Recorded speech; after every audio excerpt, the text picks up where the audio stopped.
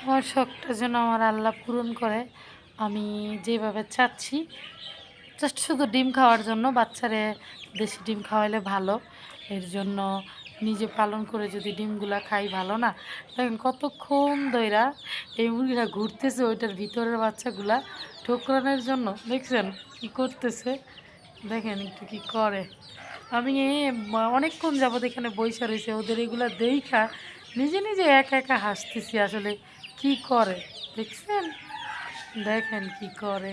সবাই দোয়া করবেন আমার মুরগিগুলোর জন্য। আরও কতগুলো বসাইছি, এইগুলার যখন ডিম ফুটাবে দেখাবো। ওকে, ভালো থাকবে। আসলে শখ করে মুরগি পালন করতেছি। দেখেন মুরগির ভিতরে কত হিংসা। এই মুরগিগুলার, আমার এই মুরগির এই বাচ্চাগুলো সব তো এইখানে আবার নতুন 3টা বাচ্চা একটু বড় হয়েছে অন্যগুলার, এই টাপাটার ভিতরে রাখছে। তার কারণে ওদেরকে মানে ঠোকরানোর জন্য দেখেন এই মুরগিটা কী করতেছে।